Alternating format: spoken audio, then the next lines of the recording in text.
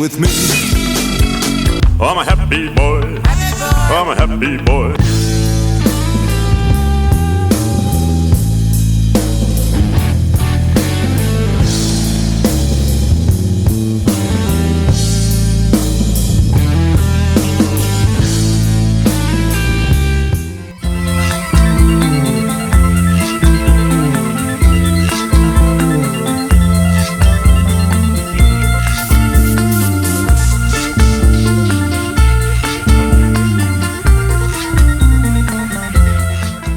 Well, welcome to Frequency 432, the backstory with Rock's Royalty. And in today's program, we have definitely some rock royalty from San Diego.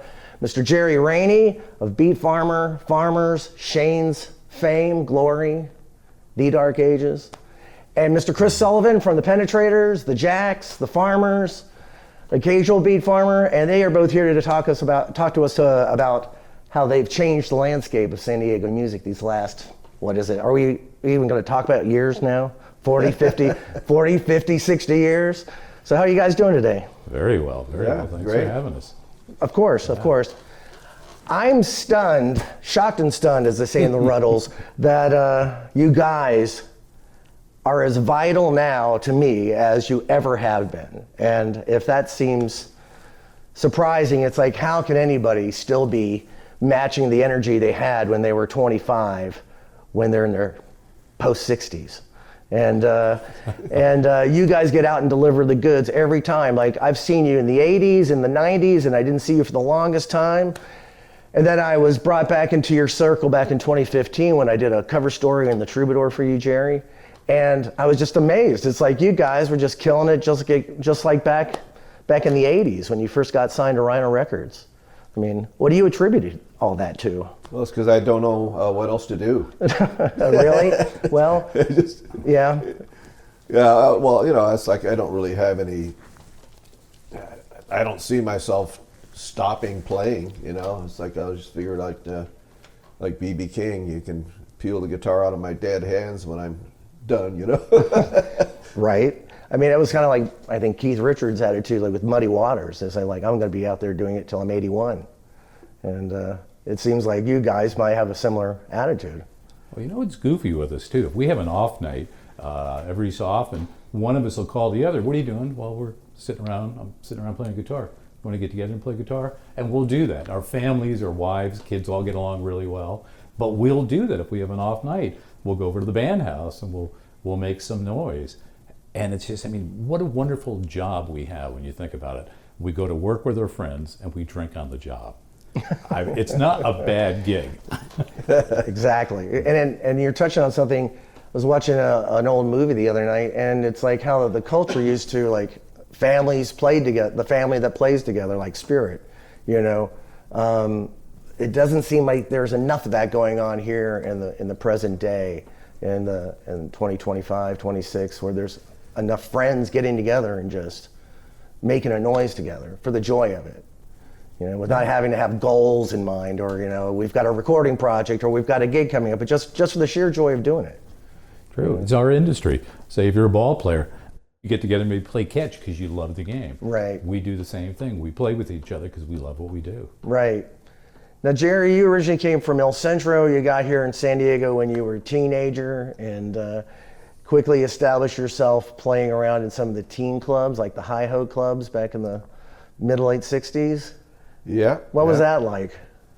Well, it was pretty different than it is nowadays, really. You know, it's like for one thing, I didn't have a car, you know, and it was like I started playing guitar when I was 15 and a half, you know, after going and watching The Hard Day's Night. You know, I was always interested in music, and when I was a kid, we were super poor, you know.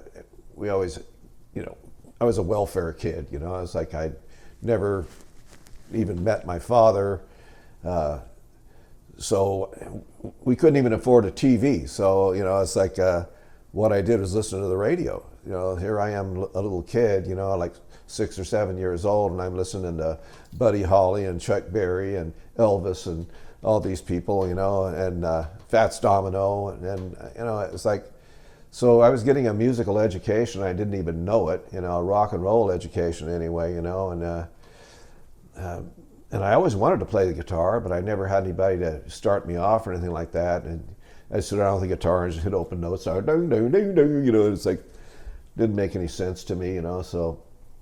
But Where'd you get your first instruction? from a guy named Phil Green, who had a band called the Perennials. And, you know, like I said, I'd gone to see that Hard Day's Night, and, you know, after all the girls chasing them down the street and all that kind of stuff, I thought, well, that's what I want to do, you know. And Right. then, so, you know, it was funny in those days because I had a guitar and I was learning the chords and everything, you know, but I couldn't really get past that, you know. It's like I'd get together with a friend and we had one of those Beatle books that had the lyrics and guitar chords in it, and he'd play the guitar and I'd sing it, you know, and sing the songs. But one day there was a street fair thing going on in El Cajon, and they had a bandstand set up, and I went and saw the band, the Perennials, playing, and this guy named Phil Green was the lead guitar player, and you know, he was a hot guitar player for back then. You know, he was playing all these lead licks and stuff, and I ended up going up and talking to him, and you know, we ended up being friends. And so pretty soon he's like showing me these guitar licks, you know. And meanwhile, I'd known Jack Butler, and he'd already been playing for like 3 years or something. And so we were in high school together, and so I'd go over to his house and we'd play. And one day he handed me the guitar, and I did a little lead lick, went or something like that, you know. And he just went, "Wow, where'd you learn that?" What's going on? Right? He'd been playing guitar for like 3 years, but all he was doing was learning all these chords in the books and stuff, and didn't really play any single note leads or anything like that. You know, we were just barely working on stuff like Pipeline, you know. And so I said, well, this guy Phil Green showed it to me, you know. And so it ended up, you know, being the first band I was ever in was kind of a carry on from his band, the Perennials, which is just a dance band, you know. And so I ended up being in his band, and the very first thing I played was bass, but I really wasn't very good at it, you know. And so I ended up being the rhythm guitar player and singer in that band, and we had a lot of gigs. His dad was an old Navy guy, you know, so we had a lot of gigs on Navy bases and stuff, which pretty much sucked, you know. But How so? well, you know, it was always kind of Squaresville, you know. Oh, yeah. These girls would come to the Navy base to actually meet the guys, and you know, everybody just wanted to dance, and you had to just know Louie Louie and all these kind of songs that people were going to dance to, you know. So, you know, it just kind of went on from there, and I ended up getting kicked out of the band. You know, that happened all the time. But, yeah. Well, didn't you have a band right after that called The Jesters after that? Yeah, that was the first. The Jesters and the Dark Ages were basically the same band, you know. Yeah. We ended up getting the house band job at, well, first off, you know, I get kicked out of the band, then I started that other band, the Jesters, and it was named that because there used to be a party store called Party Lane in one of the shopping centers out here in El Cajon, and the drummer's parents owned it, so, you know, we practiced in Party Lane, and then they said, "Oh, what's a good name for the band?" And it came up with The Jesters. We had these little patches with the Jester hat on it. It was a pretty stupid name, really, you know. But you know, it ended up when the bass player had to quit that we changed the name to The Dark Ages, and I needed a bass player, and Jack Butler was practicing in his little garage thing with his garage band, and he was playing lead guitar, and he had heard that I was. My bass player was quitting, you know, but we had all these gigs, you know, the Jesters and the Dark Ages. You know, we had plenty of gigs, and you know, we didn't have any original songs or anything like that, but our song list was great. We had an organ player, and we had all these Young Rascals songs and Animals and things like that, and that Yardbirds, all the, you know, we had a great song list, you know, but.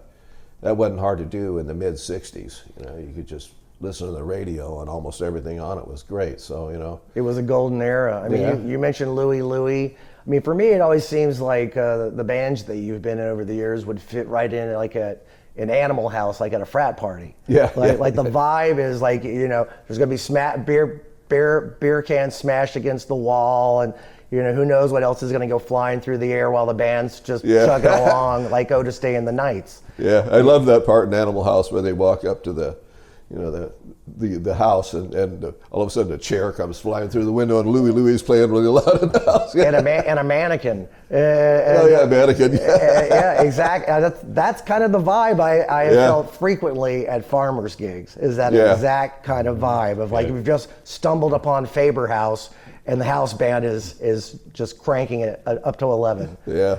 So you say the Jesters and the Dark Ages. So like when you were at El Cajon High with your friend Butler, Jack Butler. Yeah. Well, that was I was going on with the story like that, and I showed up at their practice, and Jack's going, "Oh man, Jerry's here to steal my bass player," And I pulled Jack outside and said, "What do you think about playing bass in the Dark Ages?" He went, "Oh yeah." Like I said, we had all the gigs, and it's like the High Hope Club was an amazing teenage nightclub. I mean, it held like 700 people. And It was sold out all the time. We had the house band gig from Thursday, Friday, Saturday, and Sunday. And it was always packed. And he jumped right in there, and we had a blast for a while there. Until I got kicked out of my own band. I guess I got pretty full of myself or something, It happens. Yeah. It happens.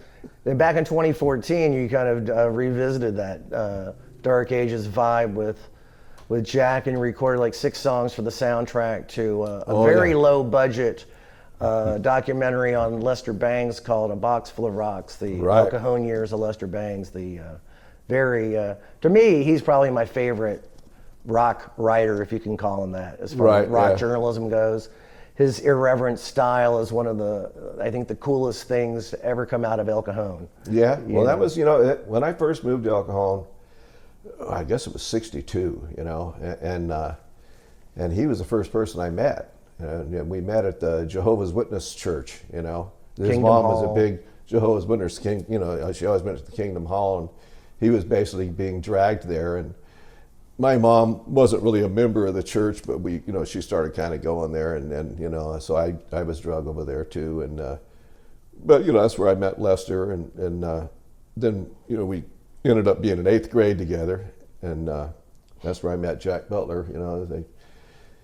Then as it went on, we were in high school, and Lester started writing these reviews for Rolling Stone magazine, and we were like going, this is cool. But we had the Dark Ages going, and we'd call Lester, up, told him about it. He played a little bit of harmonica, and we'd call him up to the stage, and I'd introduce him as the best harmonica player in San Diego, which he was far from that, but you could tell people things and they believe it. It's like, let people believe what they want to believe. It's like, they think I drive around in a Maserati now, and it's like I drive a, Toyota Highlander. It looks like a Maserati. Looks like a Maserati, though. I had painted flames on it and stuff.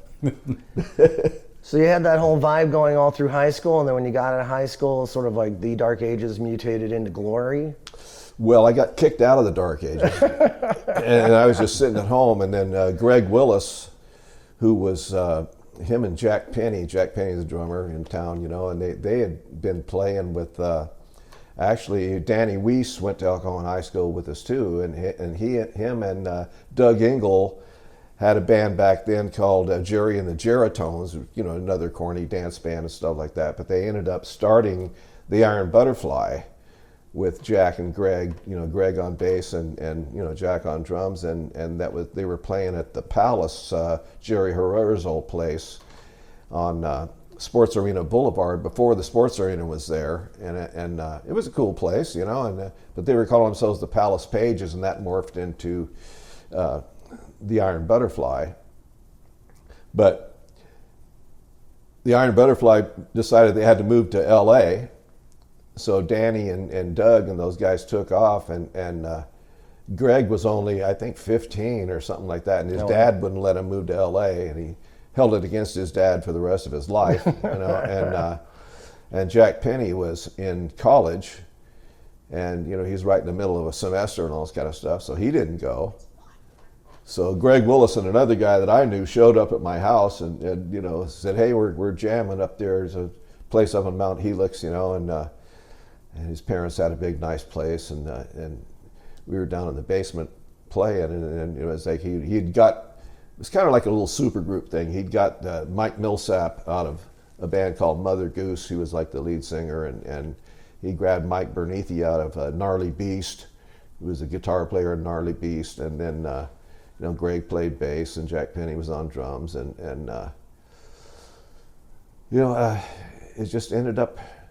We practiced a little bit, and it's kind of funny because the Doors album had just come out, and things were really kind of happening. It was like, and the Dark Age was always basically a cover band, like I said, but we had all these cool songs we played, and all of a sudden Glory was doing some stuff. We didn't have a whole lot of originals, but they were starting to happen, and we were kind of a blues rock band. At first we named it Blue Messenger, and it was kind of cool because Mother Goose was playing a gig at that place, the Palace, and they had all this new equipment and all this kind of stuff, all Vox stuff across the stage, and but then they were doing the Beatles thing, and they had Nehru jackets and all this kind of stuff, and so we show up and we're just like a grungy blues band thing, and they let us borrow their equipment and just got up there and said it was the first time I ever played someplace where instead of dancing, everybody shoved up to the very front of the stage and just stood there and watched this.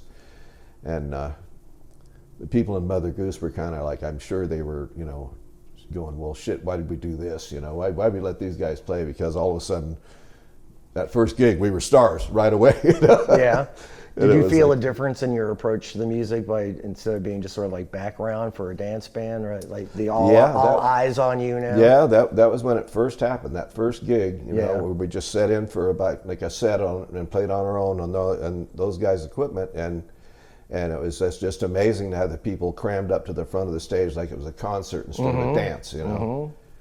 Not that I don't appreciate the dancers. I like I like playing for dancers. That's what the farmers are about nowadays. It's like Jack Beller's always looking at me going, people dance to your originals. That's right. They don't dance to my band's originals. But I go see you and they get up and they dance, and I go, well, I think a lot of times I'm thinking about people dancing while I'm writing these songs.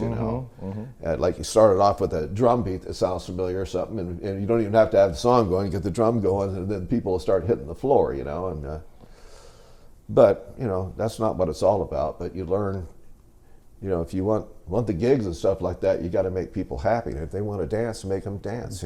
That's right. That's right. Threaten them. Well, you like Yosemite Sam. There's a couple of great documents that exist from the first 5 years of Glory. There was a KPRI radio session you guys did that I got pressed onto vinyl. It was on the air, I believe. Yeah. And then you had a single from '73 that seems almost impossible to find a copy of these days, of Rock and Roll or High School Letter. Yeah, High School Letter and Peaches. Yeah. And really not a bad single at all. But I think it's all, great. All it was a promotional thing. It's like, that's why they're hard to find, is we only printed like 100 or 200 copies or something. But it got some airplay and everything on KPRI, and guy, announcer, the disc jockey is like going, and here's Jerry Rainey on the lead guitar. He's the best guitar player in town, which I wasn't, but it's nice. You always let people believe what they want to believe. Right. Now it turned out that the student body president at his high school, Dan McLean, was a big fan of Glory, right? And said that they hired you for his high school prom or one of their high school dances. Yeah, we were out in the parking lot, smoking pot and drinking beer, and then we got up there and started playing, and basically the kids all stuck to the wall, They weren't getting out and getting in front of us or anything like they were playing, and he gets up there, Dan gets up there and starts going, what's wrong with you guys? You got one of the best bands around up here playing, because they all, him and his friends thought we were the American Rolling Stones, which, kind of like, there was the vibe we put across, So, we got, banned from the school district. Every time we played a high school, we got banned from the school district, and it even happened at Grossmont College for some reason. But it's pretty funny, and then Dan got, he lost his job as the vice president, student body guy. didn't like the decisions he was making. Well, I think he slipped, some wrong words in a little speech or something like that. I don't think it was because of the band, but Maybe I like to think it is.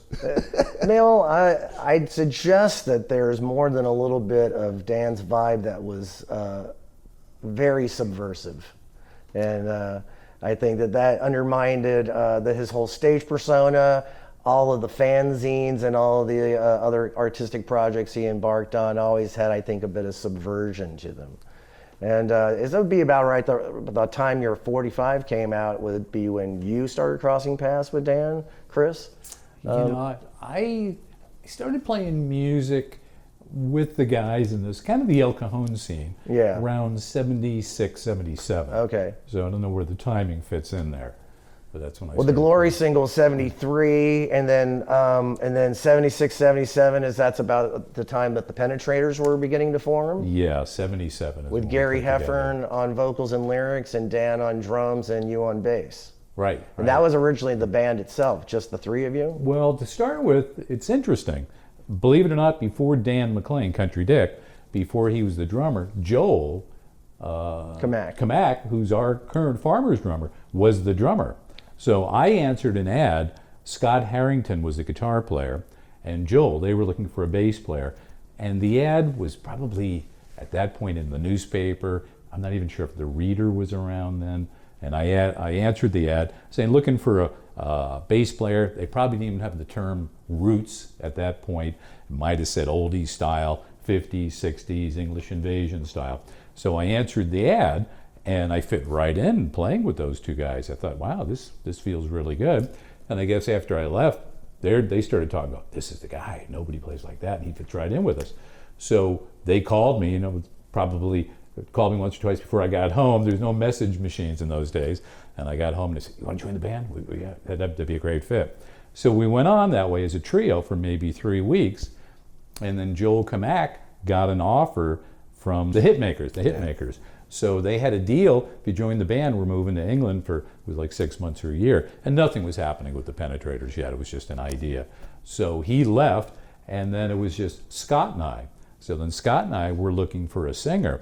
So I remember putting flyers or drawing up flyers and going to the local record stores and putting flyers in the bin looking for a drummer and a singer. So I would put flyers in the bins of the bands I like. So I'd find maybe the Dave Clark Five, or it'd be Eddie Cochran.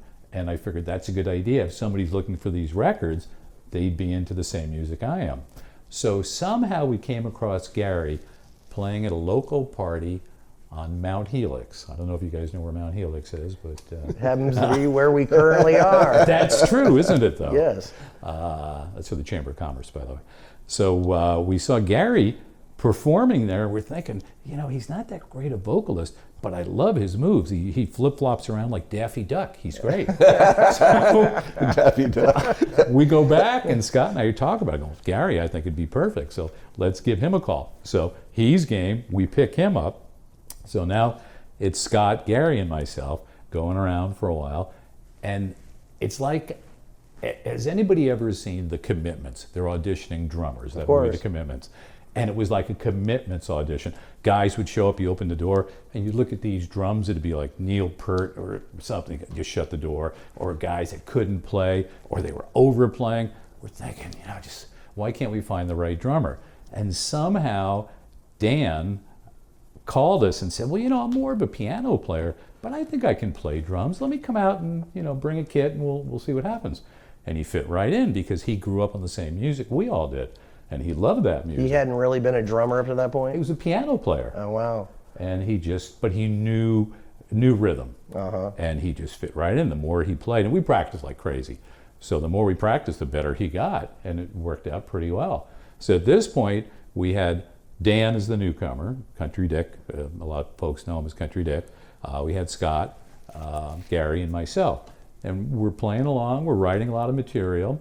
And we get a call to open up for the Ramones. Can you guys open for the Ramones? Sure we can. Yeah, we can do it. We'll take it. And Scott at the time was saying, we're not ready yet. We're just not good enough. We don't have enough songs. Yeah, we're good enough. We have enough songs. Let's open. You got to take it. How do you hit a curveball? You swing at it. We got to take it. So we argued about it for a few days, and finally he said, well, you know, guys, you can do the show if you want, but I'm not doing it. You have to do it without me. And we said, well, Scott, you know, it's up to you. We don't want to do it without you, but we're doing the show. So you make the decision. Well, I'm not playing it. Okay, so then we had a band meeting. Who can we come up with? And I think it was Gary had brought up Chris Davies' name and said, I know this other guitar player, Chris Davies, really good player, and I think he'd be interested in joining the band. So we called Chris, and he's interested. So now we're 8 days away from opening up for the Ramones. And the Ramones are cresting. You know, they're just really starting to pick. There's their first tour out of New York.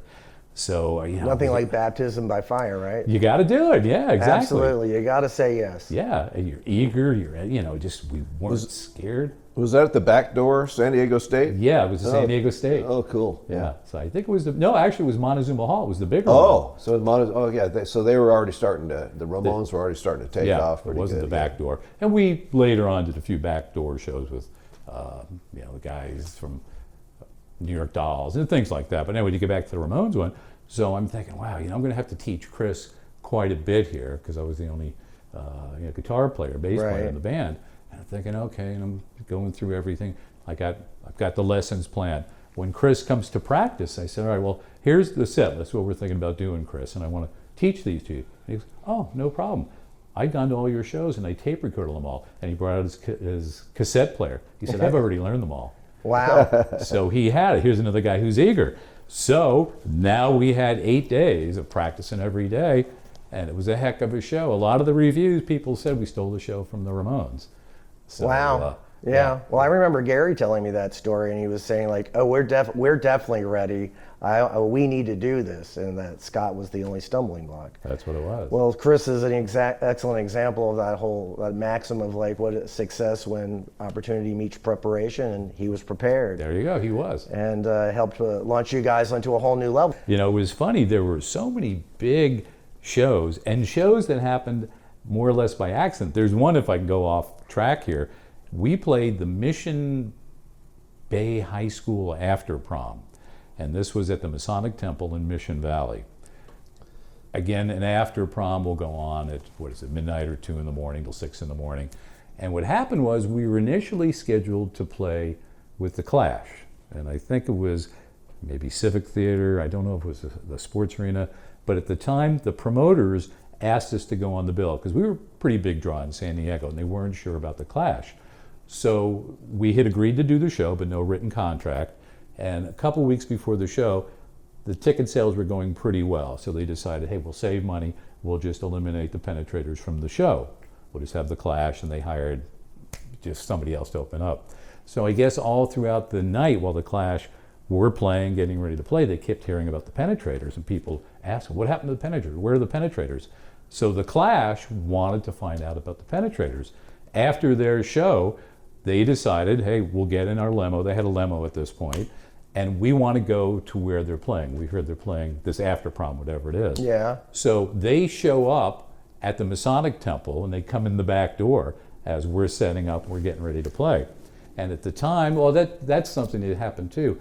We had been playing in Phoenix, and Gary, our lead singer, jumped off a big PA column, landed incorrectly, and he had a compound fracture of his metatarsals on his foot. So he had to stay in the hospital for a couple of days, get the intravenous antibiotics, and have surgery to put him back in. So we kept this gig, but he had some sort of wrap on the foot, and he had crutches that he had to go on and a cane to do the show. So anyway, they come out and they're enjoying hanging with us. It was Strummer and Paul. So as we're playing, they kept coming out, and Gary'd lay his cane down or his crutch, and they'd steal it, and they'd put it behind my amp, and he'd come grab it, and where is it? And they're dying. So anyway, the kids went to that Mission Bay after prom, didn't realize the guys coming on and off the stage with us, and an occasional background vocal, are the Clash. Wow. So that was kind of funny. So anyway, some things like that happen. We used to get picked up always for the Ramones. The San Diego PD tried to arrest us at the California Theater once at a Ramones show for inciting a riot.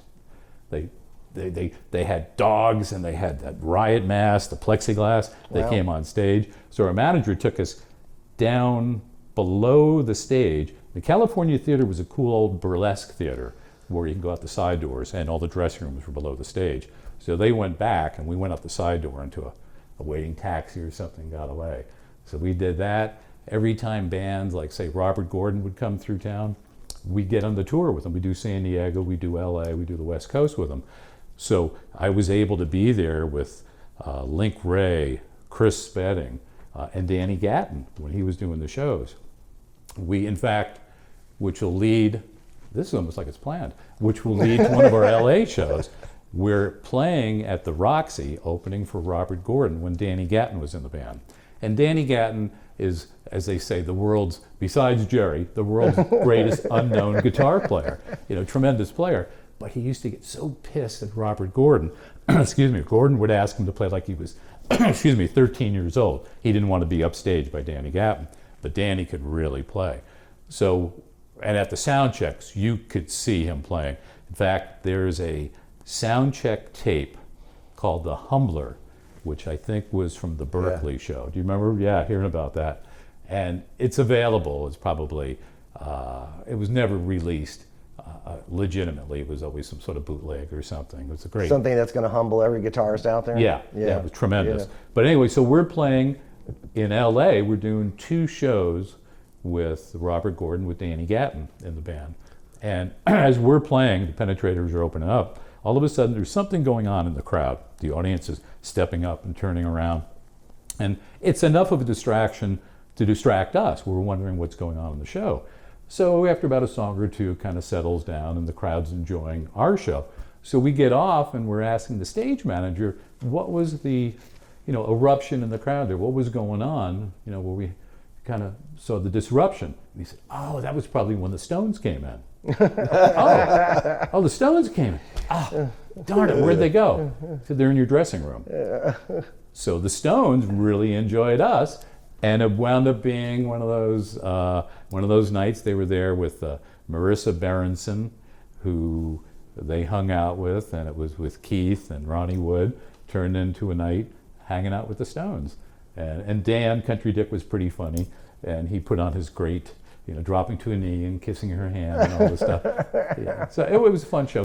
And like you guys were selling out Golden Hall, 2,000 people coming to your shows. Yeah, easy. And so, I mean, that's pretty big for that period, that period of time, And I think a number of people have talked about it, saying how there was a great scene that I got to be a part of in the early 90s, where there was all this attention on San Diego, 90 to 95. But the people who were really here back in the day know that there was something happening between 76 and 85, 86 that was like nothing like any other time in the 60s or since then, that there were so many great bands playing at the time. Yeah, there was a lot of bands going on at that point, but like you're saying, the Penetrators ruled the roost. It's like it's like my band, there was Jerry Rainey and the Shames, and there was all these other bands, Trousers and the Unknowns, and a lot of really good bands, DFX too. Mm-hmm. The thing is, though, if you played a gig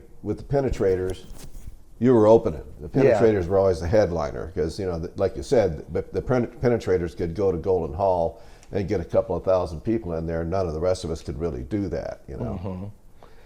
And about that same time, Dan was doing double duty, not just in the Penetrators as a drummer, but also playing drums in the roots rock band, the Crawdaddies. Crawdaddies, right. And so there was a period of time there where he was in both bands simultaneously, right? Right, correct. Yeah, and then the Crawdaddies started taking off a little bit, and the Penetrators were doing their thing, and it was like, I think at a certain point he had to make a decision of who's he going to go with. And then it seemed like he left both bands. Yeah, so he was trying to figure out what to go with, so he started the Country Dick and the Snuggle Bunnies. Right. And which was, they were cool. It had Joey Harris and Paul Kamaski in the band, and a few other people that I don't really remember. I think occasionally Mojo Nixon was part of it. I don't think so. No? Mojo was, crawling around doing weird Mojo stuff, and then, and then they actually formed a band, him and Skid Roper and a few other people. Mitch Cornish had the Hellhounds?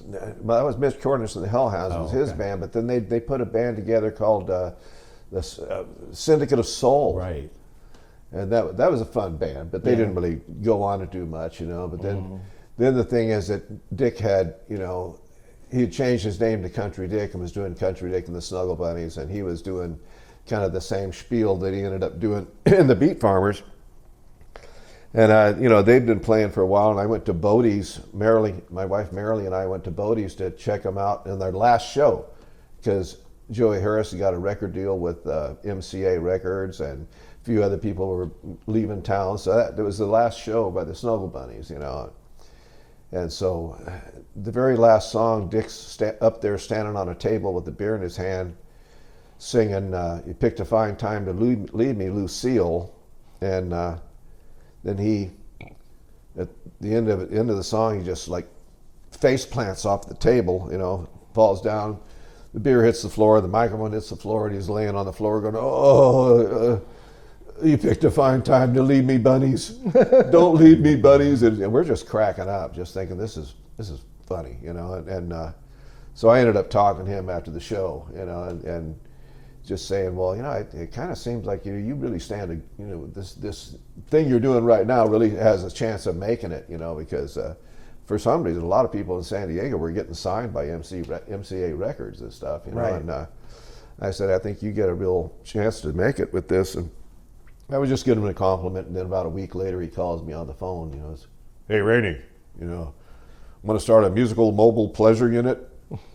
And you know, then it's like, it sounds kind of like fun. And then so him and me are searching around for people, and then he brings up Buddy Blue, you know, which had his band called the Rockin' Roulettes, and Raleigh was the bass player, and he played a stand-up bass, and he'd only been playing for like a year or something, but Raleigh had great stage presence and could actually stand on the bass and balance on it and stuff, because he was a surfer, you know. And so we go to Bodie's, because he's Dick could be pretty underhanded, you know. He's like, when he wanted something. so he told Buddy, you know, play all your originals, because you know, because I'm bringing a producer from LA. It ends up being me that he's bringing there, you know. He's auditioning him. He's going, you know, so what do you think about this guy? I go, God, he's great. You know, I love Buddy Blue. This is amazing. He's writing all these his songs sounded like, you know, like songs from the 50s, you know, right. like especially, you know, I don't know, kind of rockabilly style, but Like rockabilly Elvis, blues. like Elvis Sun session stuff. Yeah, and his songs, but they're originals. They sounded like they could have actually been written, you know, by some of these people that wrote all these old hits, you know. And such a great voice to deliver those types of of songs. He's up there kicking ass, you know. Yeah. And then in between the songs, it's like, I went, yeah, this guy's great. We should get him. And we're standing by the bar, and Sully and the rest of the Penetrators, who Dick was still in that band. Right. Oh. And they didn't realize he was doing this, you know. And I said, oh yeah, he's great. We should get him. He goes, the pins are all sitting right there, you know.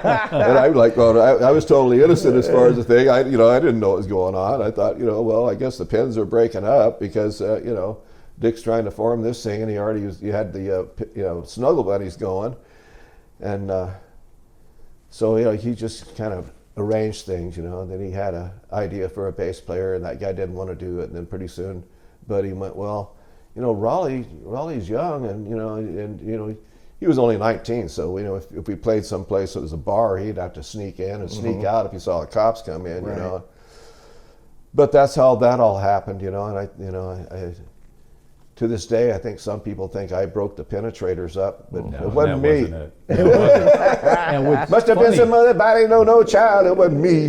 There's a small incestuous scene here too, because when that was all going on, I was roommates with Buddy, and Raleigh was just starting to learn electric bass, and he would come to me for electric bass lessons. So, and it wasn't that broke up the Pens. The Pens, we were starting to fractionalize, fall apart. So you already knew Buddy before the Beat Farmers were formed. Yeah. And when he was doing the Rockin' Roulettes. With the Rockin' Roulettes. Would have made sense for you to have been in the Rockin' Roulettes at the time. Well, I wanted to stay with the Penetrators too. And every so often, well, for a while, they did have a hard time with bass players in the Rockin' Roulettes. So I would fill in on occasion.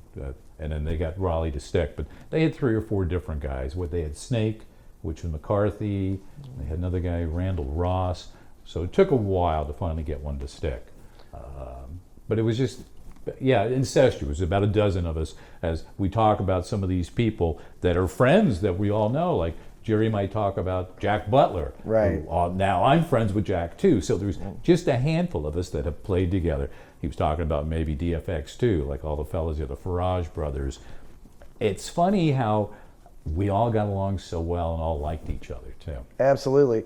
Well, I mean, you know, there's the famous Pete Frame who does the rock family trees, where it goes from one group to another, and these members trickle down, and they go and they join this other band, and then these other bands over here. And I believe it was in an early edition of Kicks magazine that Dan did a family tree for the San Diego scene, and you just see that, like, there's about 12 of you guys, and then there's about 20 bands that you've all been interloping with and collaborating with. And you mentioned the Shames, which was what you rebranded Glory for a while there as Jerry Ray and the Shames. Before you got together with Dan and Buddy and Raleigh, you may have been not drawing as many people into the Bacchanal as you wanted to, but you were playing shows like the Sky Show, where you played in front of 50,000 people backing up Chuck Berry back in July of '80, I believe, is when that happened. And I we'll talk about discovered that. a really cool picture of that now too. Yeah? Oh. I put it on Facebook not too long ago. But bringing up the Shames, it was pretty funny how that happened, because the Glory Band had broken up, and then Greg Willis and Jack Penny had taken off with Becky Albert. I guess her name was Becky Curtis? Becky Curtis now, but I think her name was Albert back then. And they were doing Becky and the Blue Tones, and they were doing like little tours over to Arizona and stuff like that. And at that point, I wasn't doing anything. I was sitting at home. And the thing that's funny is that the movie The Blues Brothers had come out, and I'd never seen the movie, you know. So they show up in Jack's old station wagon at my little apartment, and they're going, they're standing there, and like I said, I hadn't seen the Blues Brothers, and they're going, I open the door and they go, "We're on a mission from God." We're getting the band back We're together. getting the band back together, and I was straight on the Blues Brothers, and I was like going, this is brilliant, you know. But later on I realized, so we kind of took it from there, and we wrote the Shames on the side of Jack Penny's station wagon, and it was just a three-piece band for a while, but had a bunch of original songs. We ended up making a bunch of recordings, spending our own money, and going into good studios and trying to get a record deal, and got turned down by everybody, And what's funny about that is that, a lot of the songs on the first couple of Beat Farmer albums I had written in the Shames, And so they changed a bit, when the Beat Farmers started, but I just thought that was pretty funny how that came about, not knowing that that part was part of the Blues Brothers movie, But So right about the time that Dan was talking to you about forming what would become the Beat Farmers, I guess he didn't know that in the Crawdaddies and in the Penetrators that he'd be leaving the drum chair in those bands. And so Joel Kamak ended up coming back into the Penetrators for a while when Dan left. Is that correct? Yep, for another year. Yeah. And then you finally gave it up.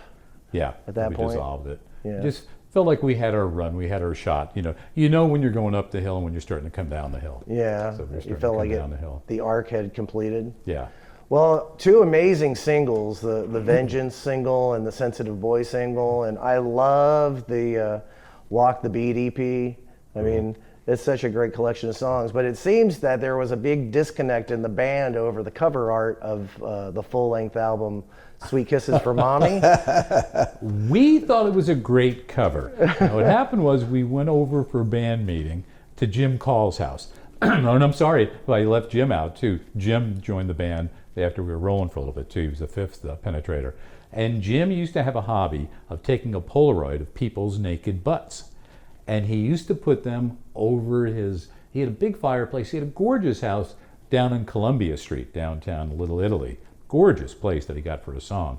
But he had a collection of them. So we're standing around one day, and I don't remember who brought it up, but somebody said that might be a good album cover. And we started thinking about it because, at the time, it's are you punky? It was before the terms like edgy and stuff. What would it do? What would it be?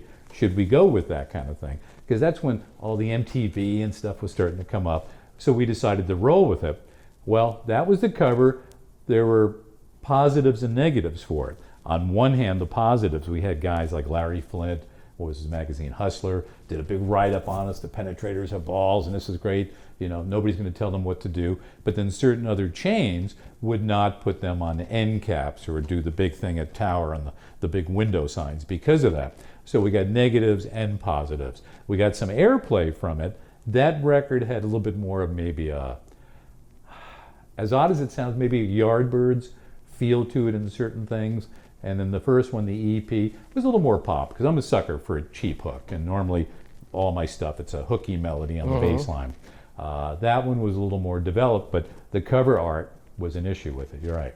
Yes, well, like you said, there's been a lot of album covers over the years. You know, just like Rush showing the naked man's buttocks on Hemispheres or something, that ends up being where the $4.98 price sticker goes over his butt. And but you can't hide you can't hide that artwork at all. It is the artwork. I'm kind of curious how Jim got so many people to volunteer for these Polaroids. Well, we had everything on there, from a baby to, we had a friend at the time who was a Playboy bunny. And I had the Playboy Club here in San Diego. She was on it. There was a lot of butts, and the whole band was on there. So then that became a party game. Can you name the butts, and who's this, and a drinking game. So there were games that developed from it. But, oh, funny.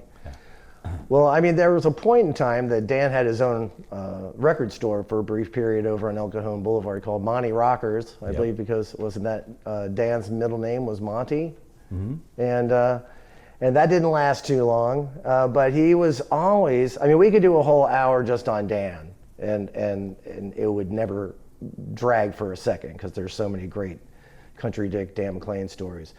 But one of the things that I have become very cognizant of is that San Diego scene that we're talking about around 76 to 86, much of it was due to the community building that he did through fanzines, through flyers, through posters, and through making events happen and drawing all these different people around town and creating a scene. Like the musician David Fleminger said, I can't even imagine San Diego without Dan McLean, because he pretty much made the scene happen just through the force. He was such a force of nature. And he had these fanzines back in the pre-internet days, like New Hippie and Snare and the Wheatley Dirtbag and all these things that he would use as expressions of his creativity. Just amazing. His calligraphy was incredible. His drawing skills were incredible, and his sense of humor was unparalleled. You know, so when the Beat Farmers finally got together, you would eventually find in the promo kits for some of the albums the Beat Farmers Almanac, which I guess was your idea initially. Yeah, it was my idea, but like I said, I had quite a few ideas in there and in the almanacs when he wanted material, you know. But he was the one that pulled it off, you know, and he was the one that came up with most of the funny stuff, you know. But it was my idea. I was, you know, in some place and I saw a Farmer's Almanac, and I thought, well, we had to have a Beat Farmers Almanac, just make a little, you know, like 8-page thing or something. And we put the first album, the vinyl had an almanac in each album, right, from Rhino Records, which was a great idea. And like I said, they're always funny, you know. And he's asking me, well, I need something to write about, you know. And I go, well, why don't we have remedies in there, you know, and let's have some, you know, recipes, you know, and anything that starts with an R. But he had all this funny stuff, social do's and don'ts on there, you know. Men, remember to put the toilet seat back down after you're done pissing on it. And women, learn to praise everything, no matter what size it is. And, you know, all kinds of funny stuff like that. And you know, the remedies were funny. We had Plowfoot. I said, oh, do something on Plowfoot. So, but he arranged it where, you know, if you got Plowfoot, you know, you just, you know, put some warm cow dung on it and then wrap it in a warm flour tortilla. So there was a remedy for Plowfoot, you know. There's it's just, you know, it was cricket pie, you know. The cricket pie recipe, yeah, that's a good Try one. it. Yeah. Try it. I might have to change some ingredients in the paste to make it palpable. Yeah. But that sense of humor, that's the thing, is like that it was always coming through in all the things that the Beat Farmers did, even the stuff that seems like maybe on the more earnest side. But, like Dan Perlman, the guy that signed you to Rhine, it was like, it's like there's three different frontmen in this band. You go, I remember the first time I saw you guys at the Bacchanal, and I see you singing, and it'd be like, pretty straight ahead rocking band, and then you see Buddy, and then you'd see, as you say, your secret weapon would come out, and you'd get behind the drum kit. And then Dan would be out there and like, what the hell did this just morph into? This is like a totally different band than it was 10 minutes ago. What just happened? Yeah. I mean, it was astonishing. I was there the night that you guys recorded the live album at the Bacchanal that came out as Live, Loud, and Plowed. Yeah. And I walked in a little late. It was right as Dan came down in his duster, sat down in the middle of the floor, got everybody around him like a campfire, and he's just telling stories and as he did in his trademark swigging and swinging his long neck beer, and he had everybody in the palm of his hand. Yeah, yeah. And I have rarely seen somebody with charisma like that and have such a hold over an audience. Right, yeah, you get out there. I remember one time that we were friends with a lot of the Astros when Ken Caminiti was on the Astros, and Casey Candell was a friend of ours, and he brought a lot of the big stars from the Astros to the shows. We'd be up in San Francisco, and they'd be playing the Giants, and they'd come in, and we were right after we did the Letterman show. They were out there in New York, and they came to our gig that night. We played the Lone Star in New York City, and like 6 of them came, and wow. Caminiti walked up on the stage when Dick was singing something and poured beer on his head and then walked off, and then he was so drunk he couldn't remember what the hotel it was in. He had his key, but it didn't say the name of the hotel in New York City, And so Raleigh, who had never been to New York City, got Caminiti trying to find his hotel for him, and we're going, this is funny. I guess they finally found it, but the key didn't have the hotel name on it, and but. Anyway, yeah, well, so one time at the Bacchanal, they had just played, and Casey Candell had knocked the home run that beat us the night before. So Dick does the campfire. He's out there, and everybody's around him, and right next to him, all the way around him, is like a bunch of the Astros, and so he's in the middle of doing his stuff, and everybody's all standing around, and he goes, yeah, so I want to point out that these guys right here are all the Astros, and people are going, oh, cool, and then he said, and that's the asshole that knocked the home run, and everybody, there's beer all over him. The Astros got pelted with beer. They were good sports about it, but I thought that was pretty funny. What's funny is Casey loved it when they'd be in the same town. The Beat Farmers were playing because they knew Caminiti would get drunk. He couldn't play the next day. Ah. And Casey was the backup. So he knew he would get the start the very next day. And he always had the game of his, of the year that next time. That's where his opportunity became his success. What's funny, too, A League of Their Own was based on his mom. Yeah. His brother wrote the screenplay. Oh, really? That was based on his mom. Well, it seems like the Beat Farmers have gone through at least 3 phases, if you want to say. The initial phase with Buddy, and then Buddy ended up having to go plow his own row for a while. He had some creative or artistic differences or temperament differences. Yeah, I would say mainly it was the record label. He was fine with Rhino Records, but then once we signed to Curb Records, which, I don't really blame them. They started kind of doing the typical LA thing, going, well, we don't hear a hit, we need a hit song, and Buddy's just like going, well, God, we wrote all kinds of songs, why aren't they just using our songs, and then so he wasn't happy about that. And then pretty soon him and Dick were kind of butting heads and everything, and it just got tough all the way around, so it was one of those things like, well, what do you want to do about it? You're just going to keep complaining and all that kind of stuff and not be happy, or you want to just take off? And so he decided to take off, So you got Joey Harris from the Speedsters and the Mentals Yeah. to fill that slot, and you became, I think, a little bit more of a straight ahead rock, down the middle of the road rock band, where his buddy had that rockabilly roots rock sensibility. Right. Started sounding more like more AOR. Yeah, the record label actually really liked Joey, because a lot of his stuff had more kind of hit potential. I think, more pop.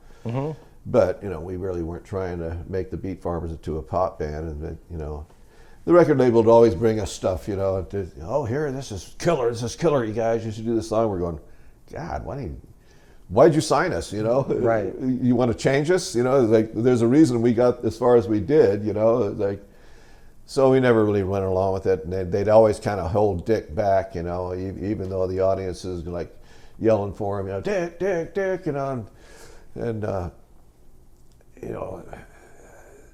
it's just one of those things. Like, so Dick wasn't happy with him either, and then pretty soon we ended up getting off that record label and got on another smaller label for our last two albums called I can't remember the name of the name. Sector 2. Yeah. And they went bankrupt. Right. And it's like, then I started realizing, well, we're not getting any airplay. And we always got airplay when we're on Curb/MCA. Right.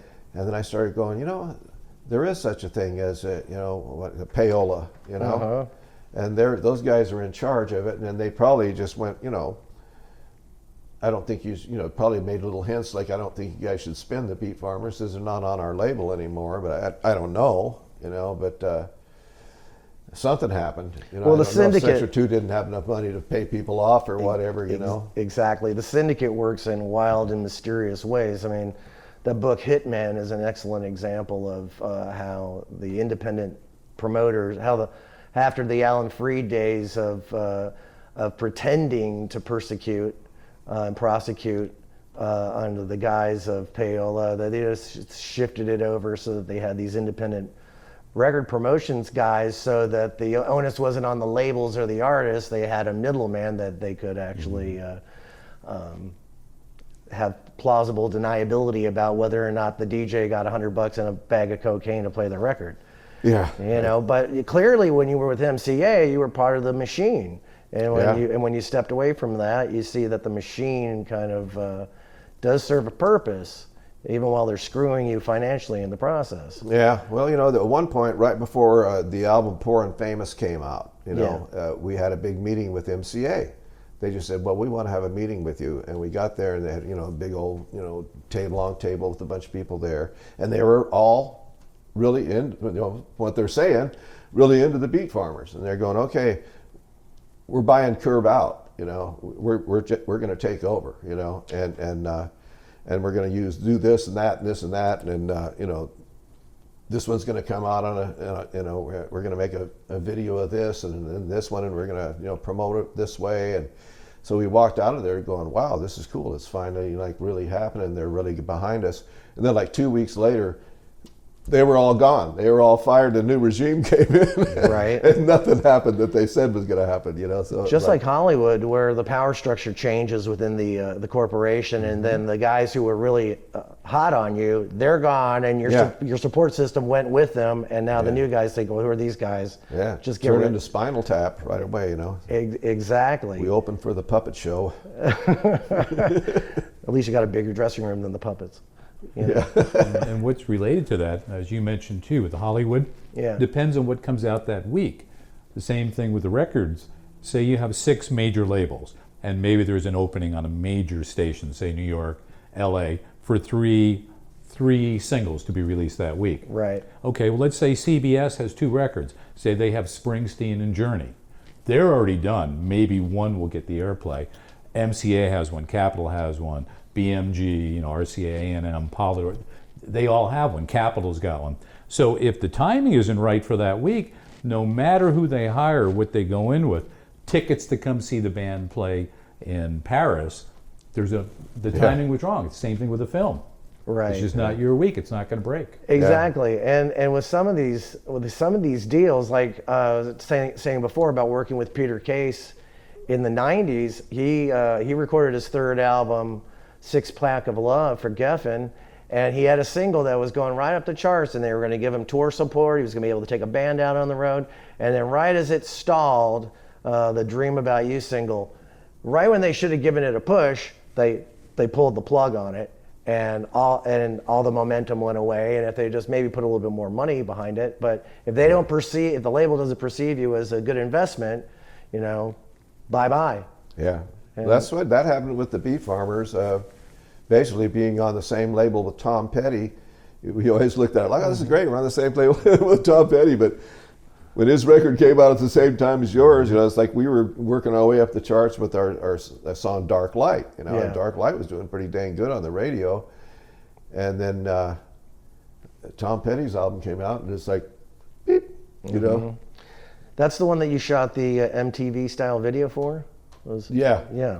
And that must have been an experience. No, actually, Dark Light was supposed to do a video for it, and they were sending me all these different producers, and you know, and we were supposed to do a video for that, and then they went, well, it was already on the radio, and it was kind of kicking ass on the radio, and then they went, well, it's too late to do it for this one now. We're going to do it for Hollywood Hills. And then so we did the video for Hollywood Hills, and that was, you know, I can't remember, it cost $75,000 or something, you know, but and then it, you know, it did all right. It got airplay. It got more airplay on Much Music up in Canada than it did here in you know, the States, but it was on there, you know, and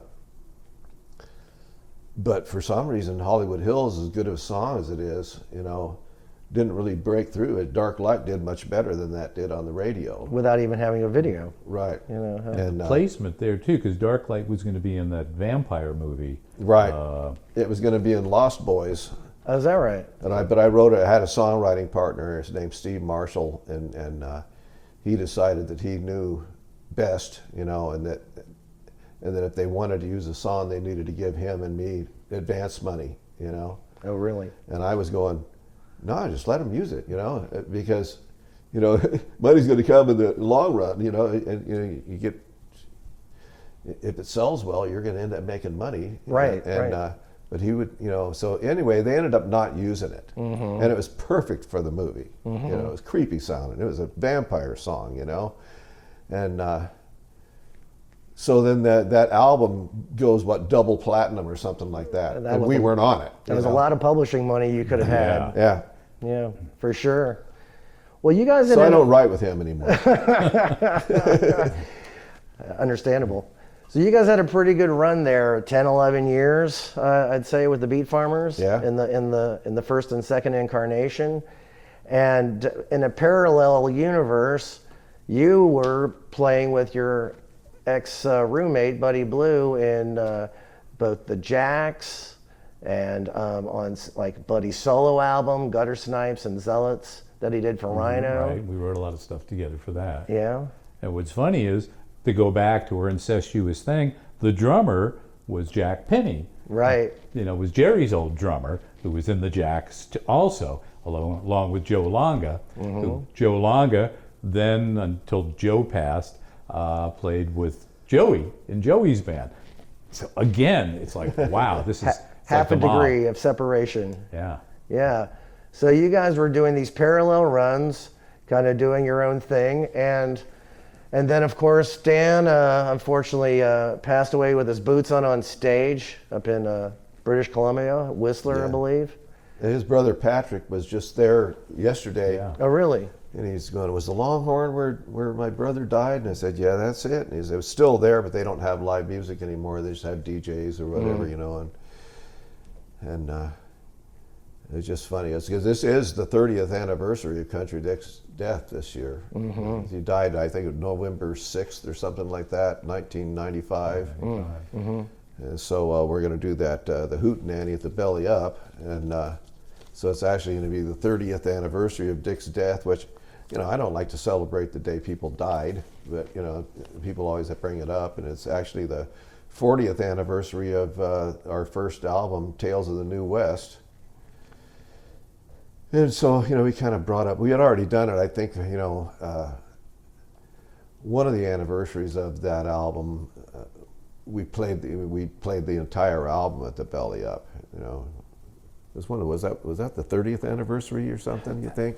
But we did I it. The forget. farmers did it. Yeah. You know. And it makes you wonder, things happen for a reason sometimes. You don't know why. Sure. Well, I Certain mean, date, certain numbers. nevertheless, you know, you guys broke up, I think, 3 days later and disbanded without Dan being around. It was like, how are you going to replace him? And then Yeah. you went off and you ended up collaborating with Buddy and the Rainy Blue Band. You ended up collaborating with Joey and Power Thud. And then Chris keeps winding his way in through some of these projects. And then finally, I think what's the most amazing thing in the Farmer saga is that you managed to get together again with Raleigh and Joel and rebrand yourself the Farmers and make what I think is one of the strongest albums of your career. The one from 2005 just called The Farmers, or Loaded. Loaded, yeah. Loaded. And I didn't realize there was I think it was Velvet Underground had an album yeah, called they've got- Loaded. I didn't know it. I thought, oh, they got a picture of this old lady with the gun. I think Loaded's a great, great Yeah. title for the album. I live under a rock, so it's like, it's like I didn't realize that there was an album called Loaded, but it doesn't really matter, But that's the whole funny thing, how the name The Farmers came about, because the Beat Farmers had basically broken up, and there were people going, I'll take Dick's place. And we're going, we're not trying to find somebody to take Dick's place, So basically, like you said, I'd gotten together with Buddy Blue again, and pretty soon we had Buddy and Raleigh in the same band, and we were calling ourselves the Flying Putos, which a lot of people liked the name and all that kind of stuff. But it was kind of funny because they'd do a write-up in us in the newspaper and not mention the name of the band. And I'd go, Right. well, this isn't really working that well. So the guy that used to book the Bacchanal ended up, Jeff ended up being the booking agent for the Belly Up Tavern. So he's had us up there as the Putos, the Flying Putos, and then he's going, the name's not really working for you guys. And you got 3/4 of the original Beat Farmers back together here. So, why aren't you using something that brings attention to it? And then he goes, why don't you just call yourselves the Farmers? So we talked. He goes, I'll book you all the time. So it's like we're going, okay, that sounds good. And Buddy and me are going, well, that and then that's when we made that album and everything. But then the Belly Up Tavern again started this thing called the Hootenanny, which we're going on the 14th anniversary of that, which was originally the Farmers and Friends, backing up, having people like Dave Alvin and I don't know, we'd have guests John Doe was a guest before, and Rosie Flores, yeah, Peter Rosie, Case. Peter Case, all kinds of great guests, Jeff Berlin. Yeah. But he's going, yeah, we got to do. Let's get a hold of Joey, and let's actually do a Beat Farmer set. Mm-hmm. So because of the Belly Up Tavern, there's the Farmers and the Beat Farmers again, But the Beat Farmers we're not actually out looking for gigs or anything like that. They just get offered, and when a good offer comes in, we'll go do it, And but the Farmers is my band. The Beat Farmers is kind of like I don't want to call it like a reunion show, but it's kind of what it is. We're not really, the Beat Farmers are not working on putting out another album. And the only way that would happen is if somebody actually said, oh yeah, I'll put up the money and you don't have to pay me back. Right, yeah, exactly. But even then, it's like the songs that I've written now, it's like I'm figuring, what we'll do is, pretty soon the Farmers are going to make another album. And Nathan Rainey, my son Nathan, is a great player, and he's in the Farmers now with us too. And him and I are kind of working on a few new songs, and he's trying to force me to work on it, and I keep screwing around. But for me, it's like a little tough. And this is kind of a sad part of the story, is that I usually need something to kind of kick me in the butt a little bit to write a song, like a reason to write a song, like, okay, there's a chance that this could be a radio hit, or, is there even radio anymore? I don't know.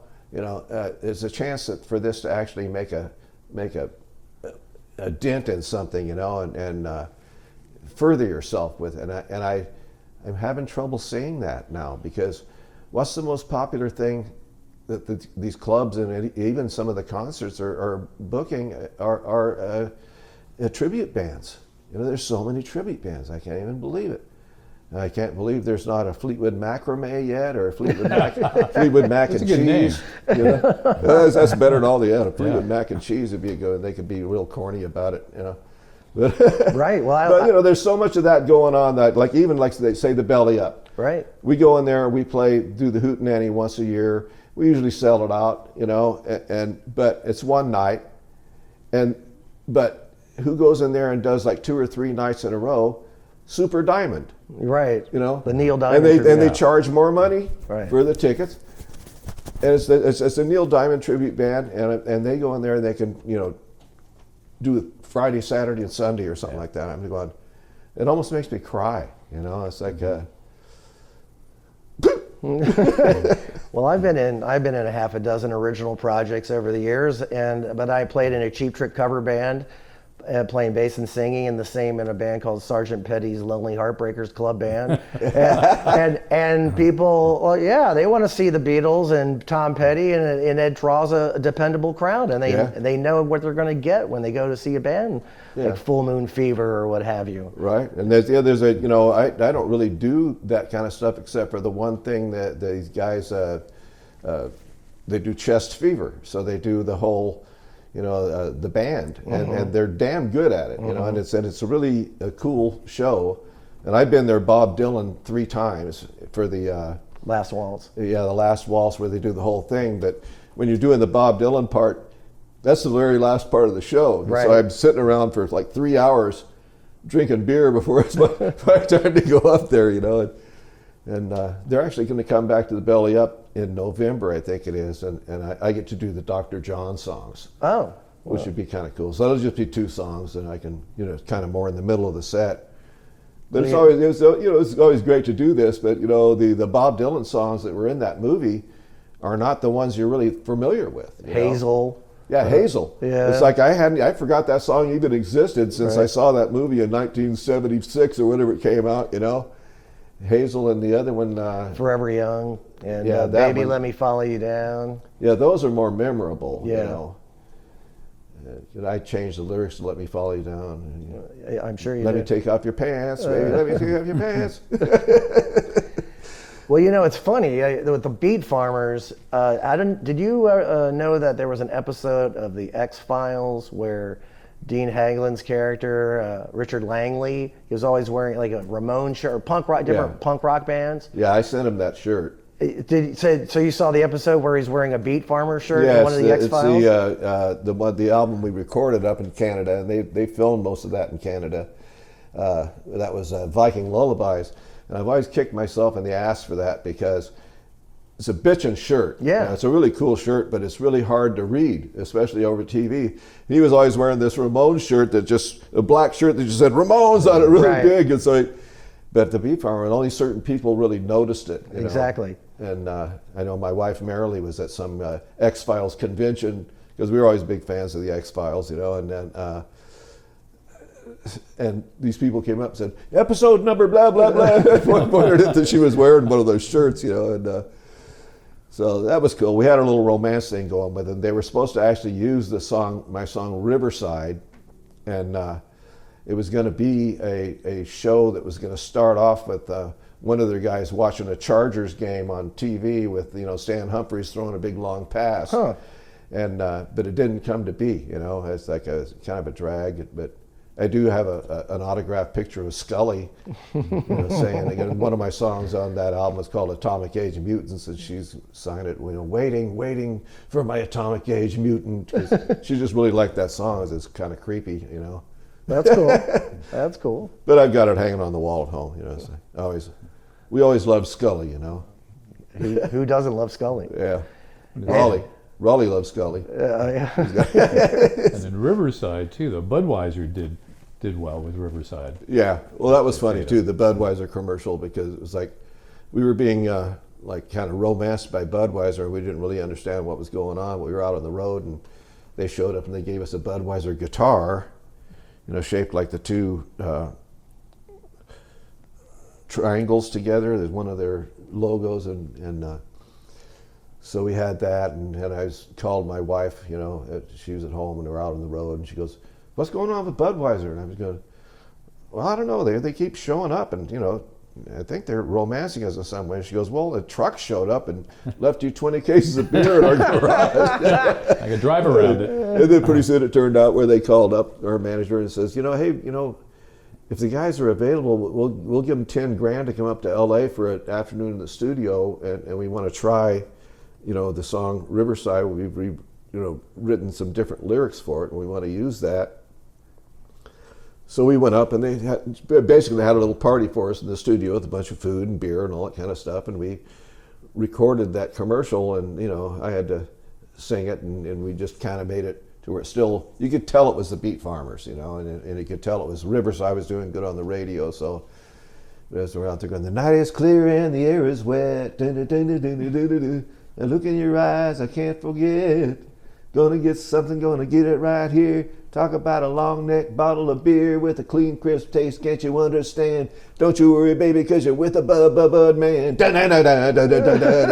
So you could tell it was the Beat Farmers if you'd listen to that song, Then at the end of it, it's all overdosed with Country Dick's low voice going, Anheuser-Busch, St. Louis, Missouri. And then, it was like the whole thing where I was telling Steve Marshall, he kind of made a bitch about that too. And I'd written that song with him, which, he had barely written any of it, but we were songwriting partners then. So, and then he made a big stink about it, and we just paid him off, So With some of the beer that was left behind. Yeah. We paid him off, and I made him sign a thing, we made him sign that he wouldn't pursue anything else on it. So he got a few $1,000s, and then, then we ended up, residuals came in, and we made $100,000 off of that commercial just being played on the radio. Nice. Well, that is kind of one of the trickier aspects of being in the business, isn't it? When you have personal relationships with friends, and then you get involved with a creative project, you do it for fun, and then it ends up turning a buck, and then people maybe get a little bit greedy or short-sighted about what did we do this in the first? We were having a laugh, and we said, "Oh yeah, well let's get out our guitars and write a song together." And next thing you know, when you've got $100,000 flashing at you, all of a sudden you're not my buddy so much anymore, and give me at least 60%. Yeah, so he really screwed himself on that. Right. And I didn't. It was my song, and I just shared it with the band. I didn't take more money than anybody else or anything, but he screwed himself before the residuals came in. Right. For like a few, I think we gave him $3 grand or something like that. And it was one of those things where he was always a hot-headed guy. And it's like he was my friend, but I'd take him to some party or something like that. Pretty soon he's in an argument with somebody, and I'm like going, "Oh, okay, well, shit, this ain't working." But when he, started, making a bunch of phone calls and telling people off in the business and things like that, I just went, that's it. Especially after the Dark Light thing with that movie, I just went, this ain't working. It's like it was a pretty good partnership, because we'd be laughing, like you said, laughing and having fun, and come up with a good lyric, and that's great, write it down, and we got another song, that's cool, but then I realized, I'm doing fine writing songs by myself. So, and the thing is, when you talk about the income, I mean, there's writers' royalties, there's publishing royalties, which is a huge one, and there's other points on a record too, which the average person walking down the street has no idea how the payments come.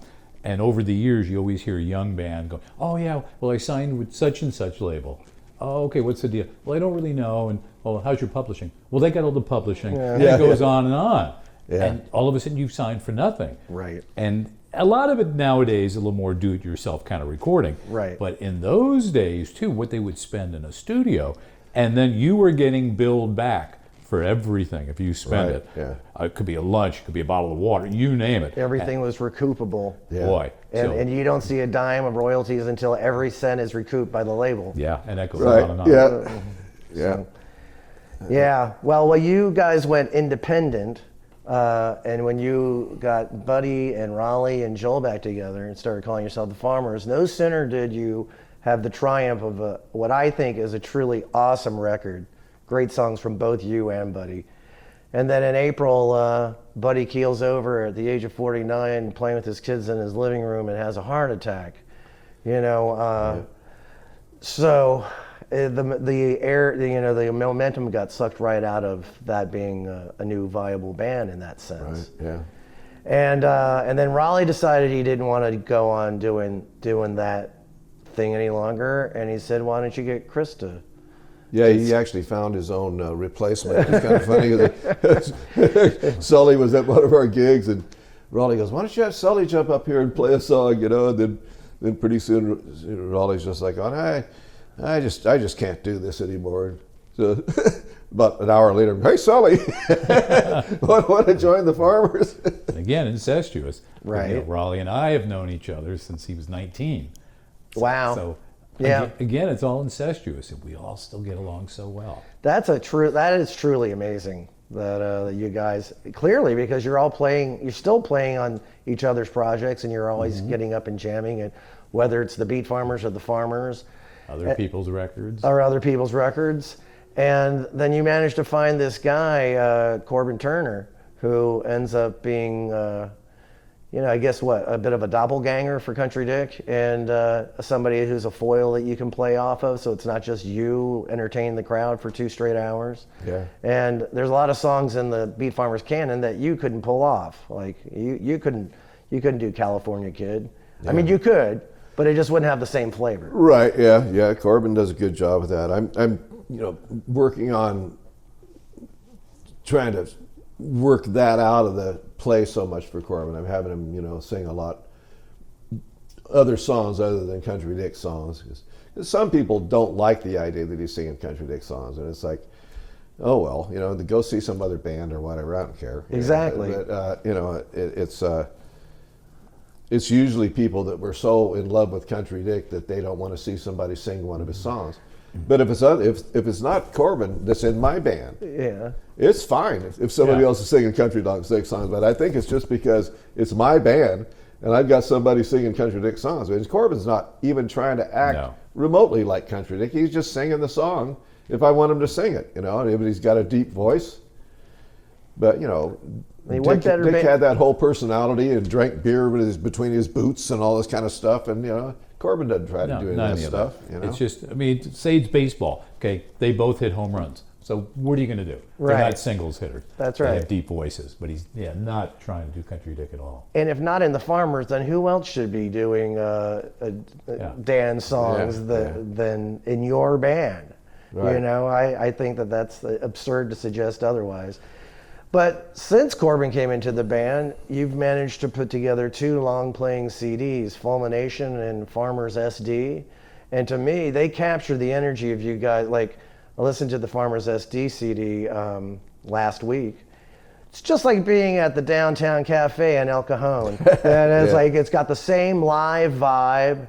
Yeah. You can hear the words a little bit better on the CD. But other than that, it's like a live gig. Sounds amazing. The vibe is there. Makes you want to get up and dance. Yeah, and that was the idea behind that CD. It's like it's basically live in the studio, and then we went to another studio and overdubbed the vocals because you can't. You got to overdub the vocals at a different time. Yeah.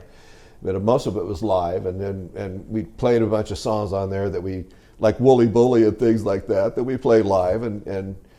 So people would have they could buy it at the shows, and it'd be like a representation. It's like, we'd look at it like, it's a good album. It's not a great album. I like it a lot. Yeah, okay. Party record. It's a party record. I really like the Jerome medley. The Jerome medley, yeah. The Bring It On Home to Jerome. Yeah. Where'd you come up with those? You got 2 Captain Beefheart songs on there. Well, that was one of the things that started happening with the Farmers. We'd be playing a gig and I would just like go off, have a few too many beers or whatever. I'd go off on something, and these guys would just follow me, and that's where that song came from. Is like, I just like started going into these different songs, and then I was always a Captain Beefheart fan, and I thought, I just used a couple of parts of his songs and put them together, and.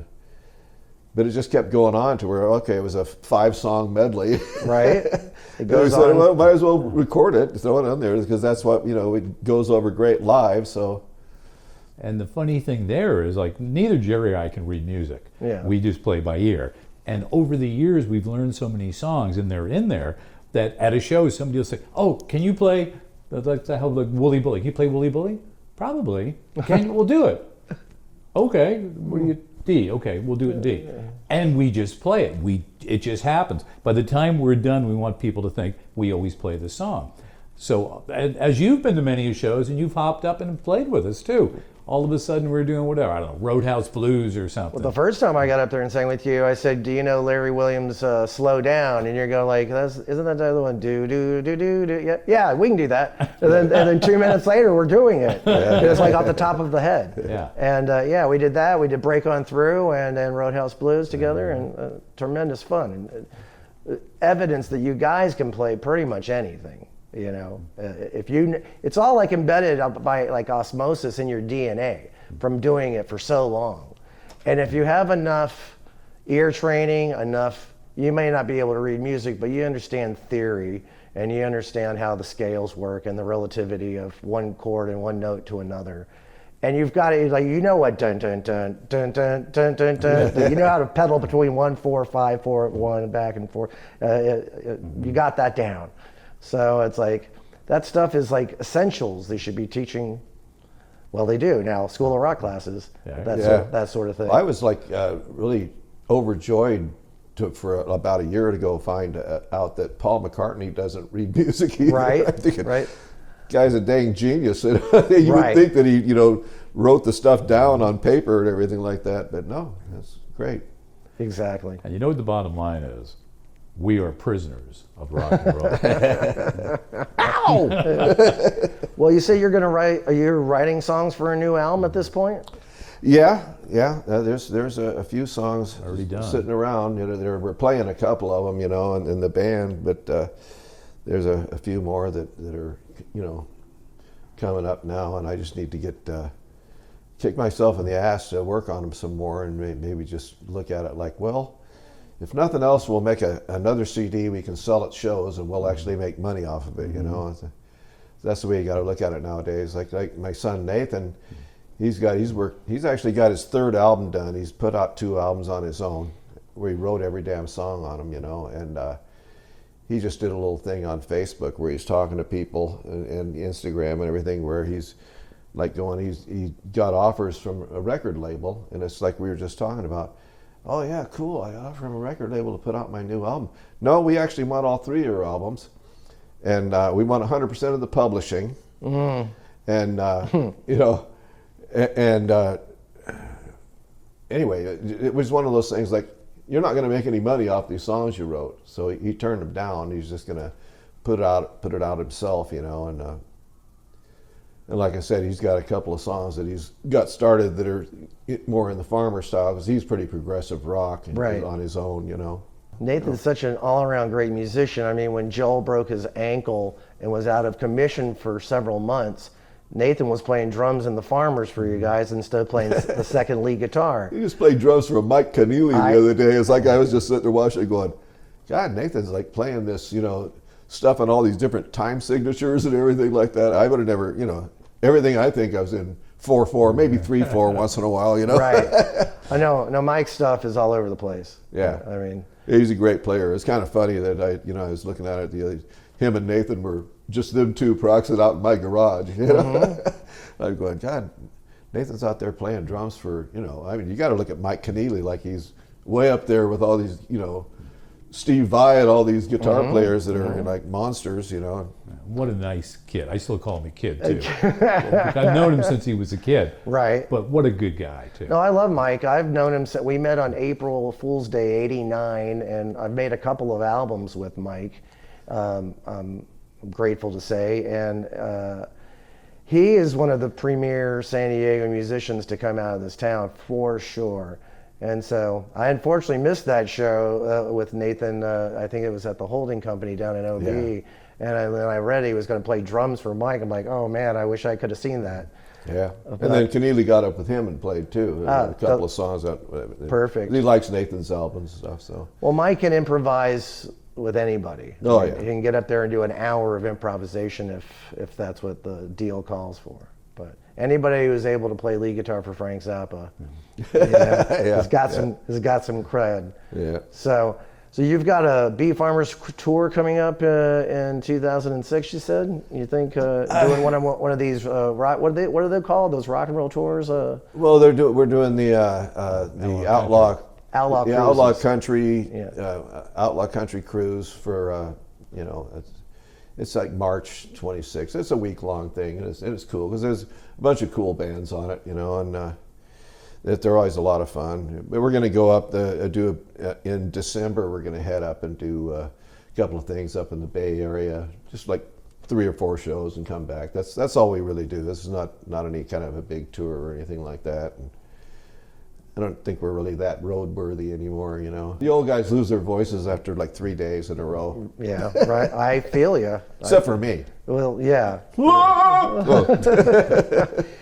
And you guys are continuing to be San Diego's house band for the indefinite future. You're still, like I say, playing the Downtown Cafe, playing all over town, right? Yeah. Parties. Yeah. And you've got the Farmers will be playing at the next Hootenanny, you say? Yeah, we'll be backing up the guests and stuff. We're going to have Bill Davis from Dash Rip Rock, and then Wet Dog, piano player for Mojo Nixon, and the Toad Lickers. The Toad Lickers, yeah. He's great. We're bringing those 2 guys in from, you know, Bill lives in New Orleans, and then Wet Dog's down there from Austin, Texas. Yeah, so, you know, it's going to be fun. It's always fun. You know, we're going to have the Buddy Blue horns again. You know, to have the 2-piece horn section. Good head and sweet lips. All right, guys, I want to thank you so very much for showing up today on Frequency 432. It's been such a pleasure. I love you both. Thanks for showing up. Thanks for making San Diego one of the most happening spots on the planet to play music in. You guys are amazing. I love you both. And thanks for showing up today and being part of our show. Thanks, John. Thank you, John. We love you too. Our pleasure. Thank you. Peace, All guys. right. Right on.